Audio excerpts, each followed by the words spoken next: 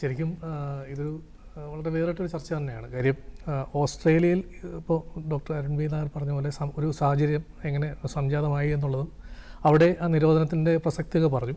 പക്ഷേ ഈ നിരോധനം നിലവിൽ കൊണ്ടുവരിക അല്ലെങ്കിൽ ഒരു പ്രാബല്യത്തിൽ കൊണ്ടുവരിക എന്ന് പറയുന്ന അതിൻ്റെ ഒരു പ്രാക്ടിക്കൽ ഒരു ആസ്പെക്റ്റ് അത് ഒരു ചലഞ്ചിങ് ആയിട്ടുള്ളൊരു സിറ്റുവേഷൻ തന്നെയാണ്. കാര്യം ഒരു കുട്ടി, അതായത് നമുക്കറിയാം നിലവിൽ ഇന്ത്യയിൽ ഫേസ്ബുക്ക് പോലെയുള്ള സോഷ്യൽ മീഡിയ പ്ലാറ്റ്ഫോമുകളിലേക്ക് നമുക്ക് ലോഗിൻ ചെയ്യണമെന്നുണ്ടെങ്കിൽ 13 വയസ്സാണ് ഒരു കുട്ടിക്ക് ഉണ്ടായിരിക്കേണ്ട മിനിമം പ്രായം എന്ന് പറയുന്നത്.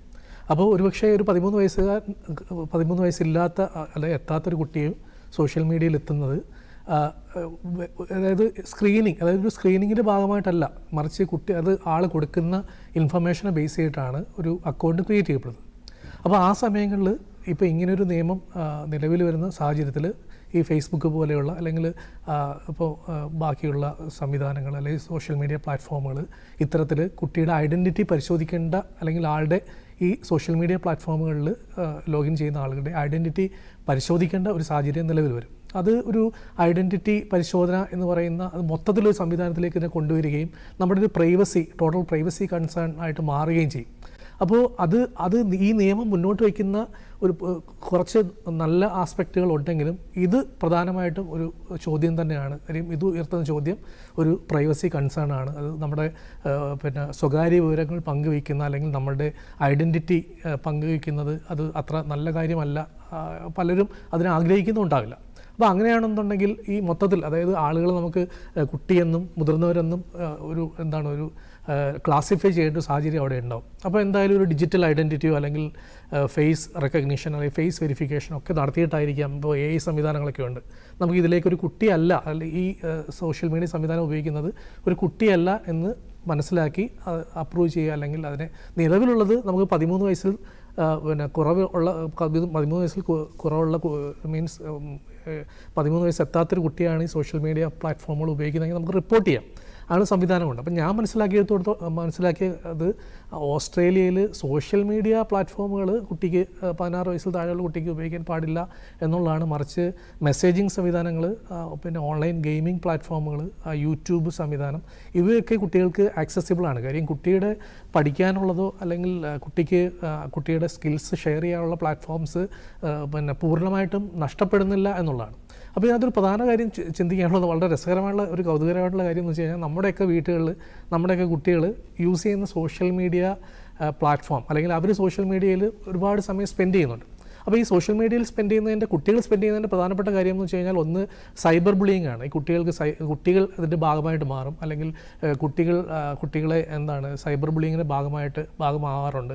അതോടൊപ്പം അവർക്ക് അപ്രോപ്രിയേറ്റ് അല്ലാത്ത അല്ലെങ്കിൽ അവർ കാണേണ്ടാത്ത ചില കണ്ടൻറ്റുകൾ, ഫോർ എക്സാമ്പിൾ ഈ സോഷ്യൽ മീഡിയ പ്ലാറ്റ്ഫോമുകൾ ഉപയോഗിക്കുന്നത് ഫേസ്ബുക്ക് പോലെയുള്ള പ്ലാറ്റ്ഫോമുകൾ ഉപയോഗിക്കുന്നത് ഒരു അൽഗോരിതമാണ്. അതിൻ്റെ ഒരു മെത്തഡോളജി അല്ലെങ്കിൽ അതിൻ്റെ ഒരു ടെക്നോളജി എന്ന് പറയുന്നത്, അതായത് അവരുടെ പ്രേക്ഷകരെ അല്ലെങ്കിൽ അവരുടെ സബ്സ്ക്രൈബേഴ്സിനെ കൂടുതൽ സമയം അതിൽ നിലനിർത്താൻ അവർ ആഗ്രഹിക്കുന്നതിൻ്റെ ഭാഗമായി അവർ യൂസ് ചെയ്യുന്നൊരു മെത്തഡോളജി അല്ലെങ്കിൽ അൽഗോരിതം എന്ന് നമ്മൾ പറയാറുണ്ട്. അപ്പോൾ അത് ഒരു ഫിൽട്ടർ ബബിളാണ്. ഫിൽട്ടർ ബബിൾ എന്ന് വെച്ച് കഴിഞ്ഞാൽ നമുക്ക് ഇഷ്ടമുള്ള കാര്യം, ഇപ്പം ഞാനൊരു കാര്യം സെർച്ച് ചെയ്യുന്നു, അപ്പോൾ എനിക്ക് ഇഷ്ടമുള്ള കാര്യമായിരിക്കും വീണ്ടും ഞാനിങ്ങനെ കണ്ടുകൊണ്ടിരിക്കുന്നത് അല്ലെങ്കിൽ കാണാൻ എൻ്റെ മുന്നിലേക്ക് വരുന്നത്. അപ്പോൾ റീൽസിൻ്റെ കാലമാണല്ലോ. അപ്പോൾ നമുക്ക് 30 സെക്കൻഡിലും 60 സെക്കൻഡിലും ഒക്കെയാണ് നമ്മുടെ ഒരു അറ്റൻഷൻ സ്പാൻ ഉള്ളത്. അപ്പോൾ കുട്ടികളെ സംബന്ധിച്ച് ഡോക്ടർ പറഞ്ഞ പോലെ തന്നെ ഈ ഒരു അറ്റൻഷൻ ഡെഫിസിറ്റ് ഒരു പ്രശ്നം ഉണ്ടാവാറുണ്ട്. കാര്യം അവരുടെ ഒരു നമ്മുടെ ക്ലാസ്സുകളിലൊക്കെ ഒരു അധ്യാപകൻ എന്നുള്ള രീതിയിൽ ക്ലാസ്സുകളിലൊക്കെ ഇരിക്കുമ്പോൾ കുട്ടികൾ നമ്മളെന്തിനാണ് ഇത്രയും നേരം ഈ 4 മണിക്കൂർ അല്ലെങ്കിൽ 5 മണിക്കൂർ ക്ലാസ്സിലിരുന്ന് പഠിക്കേണ്ട ആവശ്യം എന്താണ്?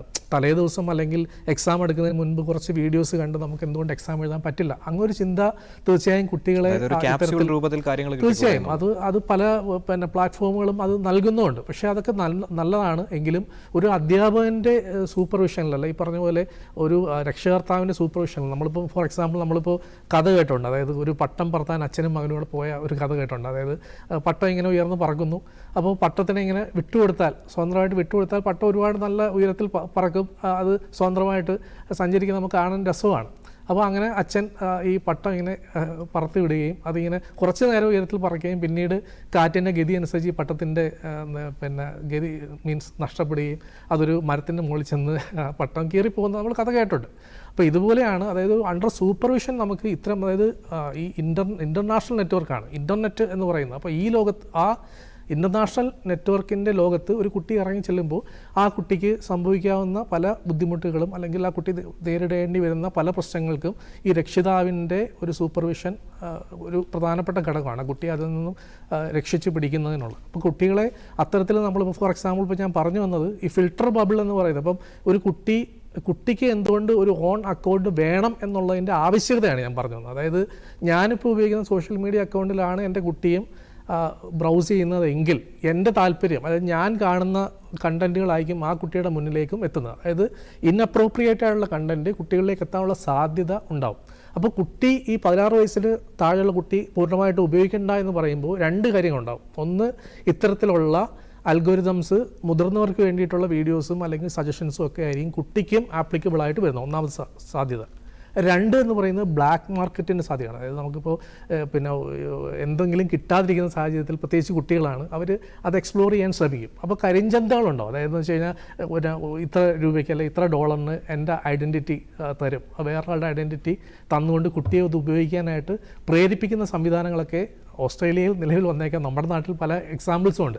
അപ്പോൾ പ്രധാനമായിട്ടും നമ്മൾ ഈ ഓസ്ട്രേലിയൻ എക്സാമ്പിൾ നമ്മുടെ സെനാരിയോയിൽ നമ്മൾ യൂസ് ചെയ്യേണ്ടത് ശരിക്കും എന്താണെന്ന് വെച്ച് കഴിഞ്ഞാൽ നമ്മൾ നിരോധനം എന്നുള്ളതല്ല, മറിച്ച് നമ്മളുടെ കുട്ടി ഉപയോഗിക്കുന്ന ആ അക്കൗണ്ട് നമ്മളതിനെ സൂപ്പർവൈസ് ചെയ്യുക. ഡോക്ടർ സൂചിപ്പിച്ച പോലെ തന്നെ ആ ഒരു രക്ഷകർത്താവിൻ്റെ ഒരു സൂപ്പർവിഷനിലായിരിക്കണം കുട്ടി ഉപയോഗിക്കേണ്ടത്. ഇത്ര സമയം കുട്ടിയുടെ സ്ക്രീൻ ടൈമൊക്കെ നമ്മുടെ സ്ക്രീൻ ടൈം തന്നെ നോക്കിക്കഴിഞ്ഞാൽ നമുക്ക് എന്താണ്, എത്ര മണിക്കൂറാണ് നമ്മളൊരു ദിവസം മൊബൈൽ യൂസ് ചെയ്യുന്നത്, അല്ലെങ്കിൽ നമ്മുടെ സ്ക്രീൻ ടൈം എത്രയാണ് നമ്മളൊന്ന് എടുത്ത് നോക്കണം. അപ്പോൾ ഒരു കുട്ടിയുടെ സ്ക്രീൻ ടൈം ലിമിറ്റഡ് ആയിരിക്കേണ്ടത് അവൻ്റെ മാനസികവും ശാരീരികവുമായിട്ടുള്ള ആരോഗ്യത്തിനോടൊപ്പം തന്നെ അവൻ്റെ വളർച്ചയ്ക്ക്, അവൻ്റെ ഈ പറഞ്ഞ പോലെ അക്കാദമികമായിട്ടുള്ളതും അല്ലെങ്കിൽ അവൻ സോഷ്യലായിട്ടുള്ള അവൻ്റെ ഇടപെടലുകളെയൊക്കെ സ്വാധീനിക്കുന്നുണ്ട്. അപ്പോൾ ഇത്തരത്തിൽ നോക്കുകയാണെങ്കിൽ നമ്മുടെ ഇന്ത്യൻ സാഹചര്യങ്ങളിൽ ശരിക്കും നമ്മൾ ചെയ്യേണ്ടത് പിന്നെ ഈ ഒരു സോഷ്യൽ മീഡിയയിൽ വരുന്ന കണ്ടൻറ്റുകൾ നമുക്കൊന്ന് നിയന്ത്രിക്കേണ്ടതായിട്ടുണ്ട്. കാര്യം എന്ന് വെച്ച് കഴിഞ്ഞാൽ കണ്ടൻറ്റുകൾ പല രീതിയിലുള്ള കണ്ടൻറ്റുകൾ വരുന്നുണ്ട്. ആ കണ്ടൻറ്റുകളുടെ ഒരു നിയന്ത്രണം നിർബന്ധമാണ്. അതോടൊപ്പം കുട്ടികൾ രക്ഷകർത്താവിൻ്റെ പിന്നെ സൂപ്പർവിഷനിൽ മാത്രം ഈ സോഷ്യൽ മീഡിയ ഉപയോഗിക്കുക. സോഷ്യൽ മീഡിയ സാറ് പറഞ്ഞ പോലെ കോവിഡ് ടൈമിലാണ് നമുക്ക് നിലവിൽ മീൻസ് ആ ഒരു മൊബൈലുകൾ കുട്ടികളുടെ കയ്യിലെത്തി. അപ്പോൾ തിരിച്ച് നമ്മളിത് ഇതുവരെ വാങ്ങിക്കാൻ നമുക്ക് പറ്റിയില്ല. കാര്യം കോവിഡ് കഴിഞ്ഞു. കുട്ടികളിപ്പോൾ അതിനെ ഒരു സാഹചര്യമായിട്ടെടുത്ത് ഇപ്പോഴും പിന്നെ പല കുട്ടികളുടെ നോട്ട്സ് എഴുതാനുണ്ട് എന്നൊക്കെ പറഞ്ഞിട്ട് ഇപ്പോൾ ഗവൺമെൻറ് നിർദ്ദേശം പുറപ്പെടുവിച്ചിട്ടുണ്ട്. കാര്യം പിന്നെ വാട്സപ്പ് വഴി നോട്ട്സ് ഒന്നും കൊടുക്കരുതെന്നൊക്കെ പറഞ്ഞിട്ടുണ്ടെങ്കിൽ പോലും കുട്ടികൾ ഈ സാഹചര്യം മുതലാക്കുന്ന ഒരു അവസ്ഥാവിശേഷമാണ് നിലവിലുള്ളത്. അപ്പം സാങ്കേതികമായി പറഞ്ഞാൽ ഈ നിയമം നടപ്പിലാക്കാൻ ഇത്തിരി വിയർപ്പ് ഒഴുക്കേണ്ടി വരും, ബുദ്ധിമുട്ടേണ്ടി വരും എന്നുള്ളതാണ് വസ്തുത. ശരി.